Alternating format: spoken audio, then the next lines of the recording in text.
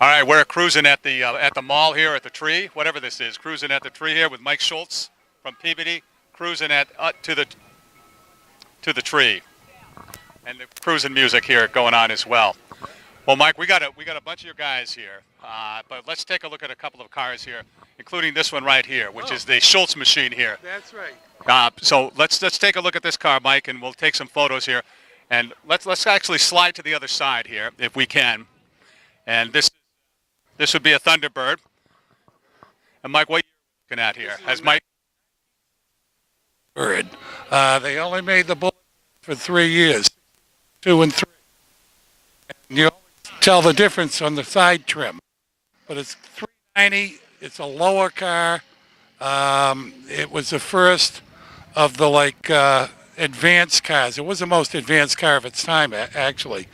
And I'm originally from Lynn, and nobody in Lynn had a 62 Thunderbird, because Not in 62. that's right. Everybody had from Marblehead and Beverly and Swampscott had Thunderbirds.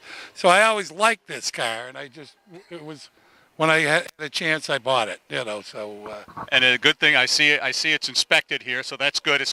You're good for another year here. Oh yeah, you expect it every year, and you get like Haggerty insurance or something like that, and the insurance is not overly expensive as long as you're using it for going to shows and stuff like that. It's only a few $100s a year to insure one of these. Well, insure for full value. All right, so do you guys want to come? You want to call your guys over here, and we'll take a look at another car down here. Charlie. So we've got the Imperial right here. I can see that. I can read that. All right. There. Can you guess the date, Bill? 58? Can I guess the date of this car? Well, here it is. Look at this, Rick. Here is the look at the license plate. It's a 60, but it's got the Adventure Car Hop license plate right in front. Charlie Nicola from Peabody. All right, Charlie Nicola. How are you? Not too bad. Tell me about your car here. Tell me about your car. No, this one here. Okay. This is a 59 Ford Galaxy Sunliner. Convertible. Oh, a convertible. Yeah, no, I saw that. It's not a Skyliner. Skyliner was the hard top retractable. This is a soft top. 59 soft top Sunliner. Now, would this have an automatic transmission and all of that? It's got a Cruisin automatic transmission with a 352 cubic inch, 300 horsepower V8 engine. The same engine that was installed in the Thunderbirds. Now, how long have you owned this car, and what's the fastest it's been in the last several years as far as speed? The fastest it's been on the highway was 80 miles per hour, 6 years. And it came from San Diego, and I had it delivered by reliable transportation. Anything else unique about this car? Again, we'll get a close-up look at the front here. And It did win the design award at the Brussels World's Fair in 1959. Nice. All right. 7 miles to the gallon? Yeah. How many miles per gallon? 7.5. It is a gas hog. I'm wondering if you're paying about now for gas as you might have back then. Of course, gas was like 20 cents a gallon back then. Exactly. It was probably 25 cents a gallon. But now I get the high test gas, which is close to $3 a gallon. All right. Sounds good. Well, nice meeting you. Okay. And Mike, who else should we talk to here? Or this? No, Jerry doesn't want to. Jerry doesn't want to do this, but this is his car here, right? This Imperial here. Yeah, it's a 1960 Imperial LeBaron Crown. So it's quite the car. Everybody is very attracted to this car because it's such a great big car. Real big monster. And the old fins and stuff like that you see from that era. It's quite the car and brings a lot of people to it. Yeah. Now, would this have the push-button transmission deal that some of those cars? The torque does. It's a push-button transmission. Yeah. The old torque flight. It's got a split bench there. And see the air conditioning bezels coming up there off the dash? That's quite the thing because they're a big full car at that time. And Kind of showing off that you have air conditioning too, right? Exactly. Yeah. By the way, I have air conditioning. You can tell by my because I have these hoses coming out of my dash. Yep. And then we have an Edsel down here. Okay. We, he's got cars. Peter's Chappelle from Salem, and this is, of course, the famous car that failed. Yeah. Edsel Ford designed it, and it was just had problems, and here's a pink one, so he's got a couple of cars, but this is quite the car too. A lot of people called it a Ford sucking a lemon. That's what you got out of the front grill. The Etzel symbol here is kind of like a lemon. It's funny why this car failed, because it would probably be very similar to a Ford. It was very advanced. It was advanced. People just, it was just, people were traditional. There was also a downturn in the economy in 1958. The economy wasn't doing too well at that time. Yeah. All right. We're going to move up here to this one. That sells 57 Chevy. Oh, got the 57 Chevy. One of the classic Tri-5 Chevys. Sal, and your last name, Sal? D'Amico, Sal D'Amico. So tell us about your car here. Well, it's a 1957 Chevy Bel Air, 2 to a hardtop, with a power pack engine, 100% original, and it's a great running car. And I've had it for about 10 years, and I'm very lucky to have it and enjoy every minute of it. Now, do you have seat belts in that car? Oh, no seatbelts, no. Haven't got stopped yet, nope, no, so. You guys don't have to do that, do you? Do you have to put seatbelts in these cars? You don't have to, but it was an option. I have them in mind, They were required in 1965, I believe. But I wished that I had, shoulder harnesses, because when I'm driving this, and if you look at my steering wheel, a deep fish type, and those used to break and puncture your chest, when you went through. So that was before safety was in. Now, this one would have an automatic transmission too. Yes, it's the Power Glide transmission. But the color would have been that color back Yes. then? Yep, this is 100% exactly the way it looked in 1957. So if this was 1957 right now, you could have got that for $2,400. Now, have you ever driven with Dinah Shore? Wouldn't that have been nice? Yeah, no, unfortunately. 327 in there? Oh, no. What do you got? It's the original 283. Yeah. All right. And got that old Chevy symbol in the front, but I know we're looking inside right now. Tell us about the inside here, if you could. All original. The interior is 100% original, just the way it was back then in 1957. The only thing that's not is the radio, and that's a AM, FM radio. I do have 3 original AMs. I just haven't put them in yet, but that's it. Everything else is perfect. The hubcaps, the transmission, rear end, color, everything is original. And So how do you do upkeep on the stuff if you need something on replace? Like you said, you had 3 radios. You get them.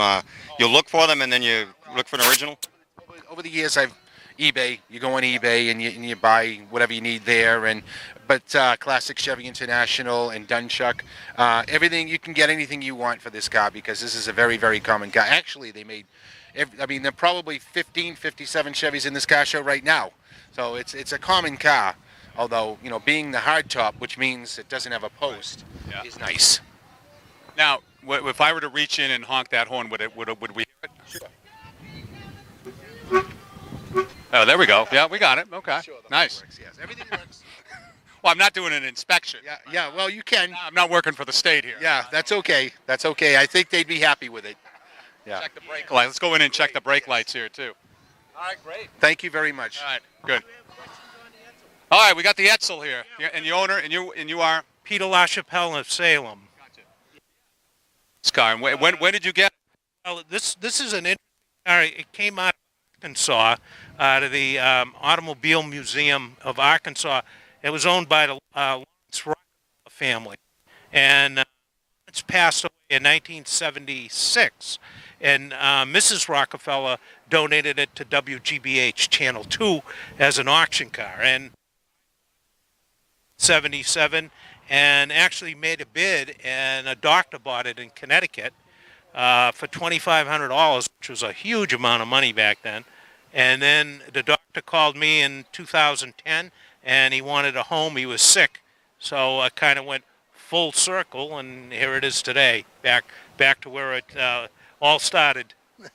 Tell me about how you got kind of connected, say, to Etzel itself, because again, we were just talking about it being a failed car, so to speak, a very unique car in the industry. Yeah, well, my interest started at the Etzel. My father ran Salt Chevrolet in Salem in the 1960s, and a woman came in from Marblehead Neck with a 58 Citation convertible, and she wanted to trade the car, and my father would tell me to go get a price on the car, even though I was a young boy, and I said to the woman, I think the car is worth $500. And she started laughing hysterically, and she says, come over here, little boy, I want to give you a hug. And she gave me a hug, and she said, I want to tell you what Clark and White Lincoln Mercury offered me for the car. And I said, what was that, ma'am? She says, $125. That's how much the Etzel had fallen out of favor. So I was a little boy, and I hounded my dad for months to bring the Etzel home. And, of course, he had wholesaled the car, and he could brought any new Chevrolet, but I always wanted the Etzel, and it was pink and white. And then I continued in the hobby. I started about 1971 with the New England chapter of the Etzel Owners Club, which I'm now president of, and I've been preserving the cars, various cars ever since. So it's been an interest for me, and the interest in the Etzel itself and the history of the Etzel, which is unique to any other car. Now, was that Chevrolet dealer your dad owned, was that on Highland Avenue, or was that a different? That was eventually where it moved, but it was originally on Canal Street, where O'Reilly Auto Parts is today. Gotcha. Yeah, it was there from 1958 to about 68, and then it moved to Highland Ave. Do you have other Etzels other than this one, or is this? I've had others. I've had several others. I restored a 58 Citation convertible where they only built 930 of those, and that one is now in British Columbia, Canada. And I had a 58 Ranger two-door hardtop with factory air, and that one's in Ontario, Canada. And then many, many others all the way into the 70s. So I've been involved, But what Etzel was trying to do with this make and what Ford was trying to do is replicate what General Motors and what Chrysler was doing. They needed a car in the middle because people would buy a Ford and then move up to a Pontiac or a Buick, not necessarily a Mercury. So they were hoping the Etzel would capture that middle-level buyer.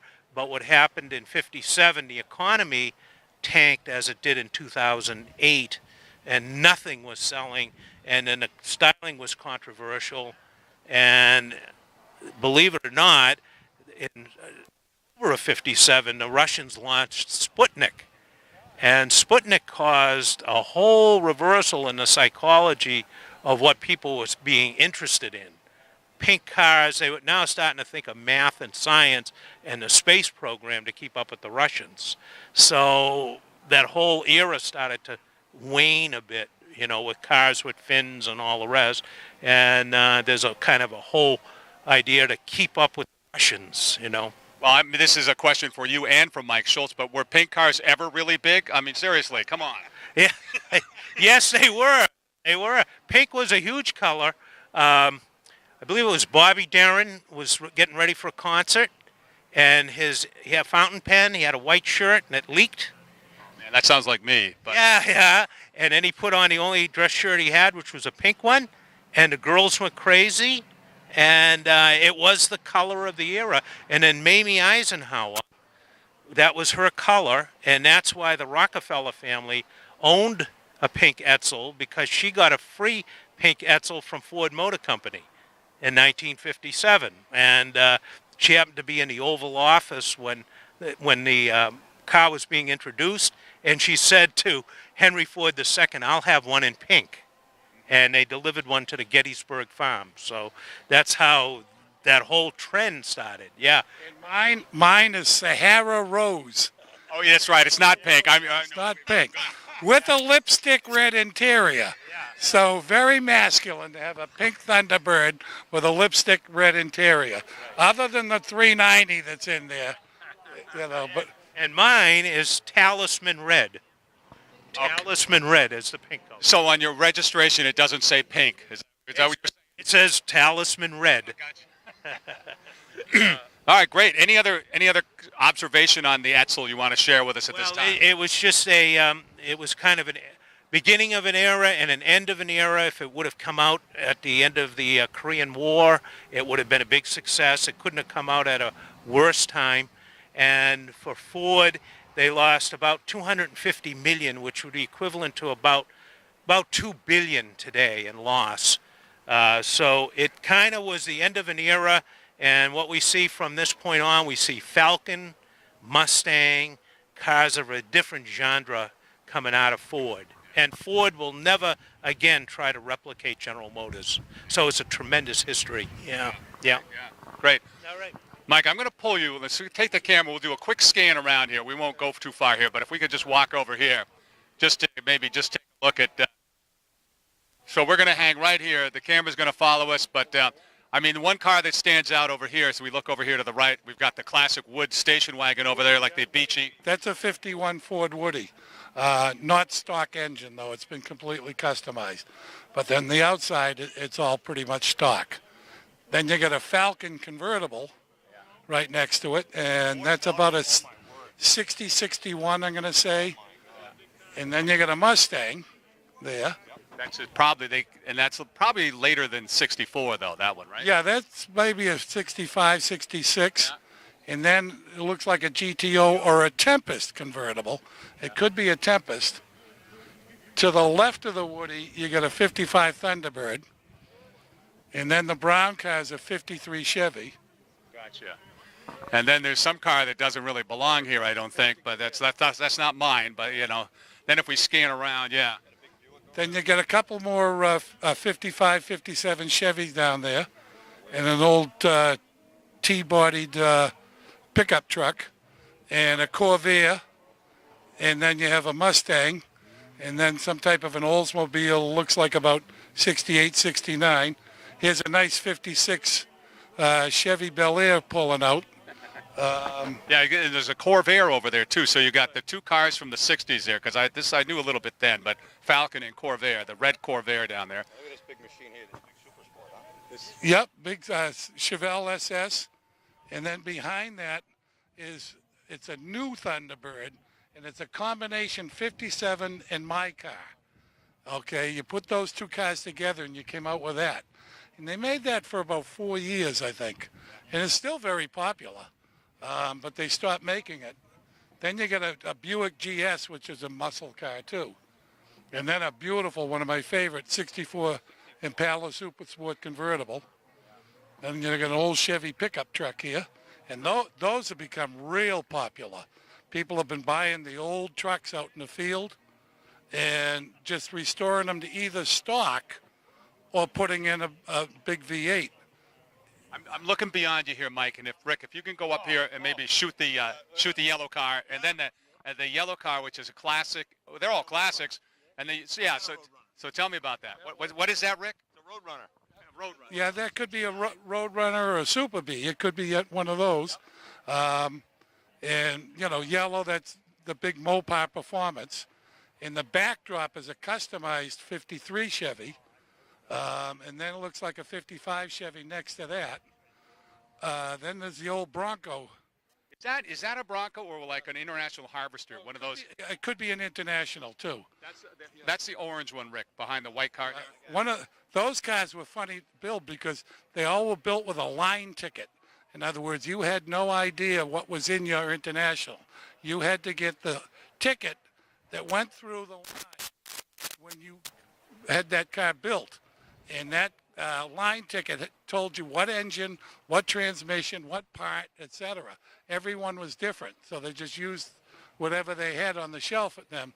That's why they called it, you know. I think my neighbor, when I was a kid, I sold those cars. I remember at some point, I believe, back years ago. And we're just about out of time, but I guess that's pretty much. I mean, there's all kinds. There's more cars here, and the idea here is that every Wednesday night you guys are here for quite a while. Yeah, and this is a small because it's so hot and it's vacation week. You come here maybe next week or the week after if it's cooler, every space is full. We'll have 200 cars or more every Wednesday, and it goes right through October. And it's going to be a lot of fun. It always is. And it benefits Deere. It's sponsored by the Liberty Tree Mall and Dan Vestier. and the East Coast machines run it. And I've been, it's a place for all the people to take their cars. Every single week it's here. And you make a donation at the door, couple of bucks, $5, whatever you want to get your car in. And that's why you see other cars in here, because the modern cars come in. As long as they pay, it's okay, because you'll see a lot of them, the new muscle cars here too now. And this old Army truck shows up every week, at the latter part. So. Okay. All right. Well, Mike Schultz, thank you very much, and the crew behind you here, and thank you very much, and great being here tonight at the Liberty Tree Mall for the Cruisin' to the Tree. There it is right there on the big screen, right there.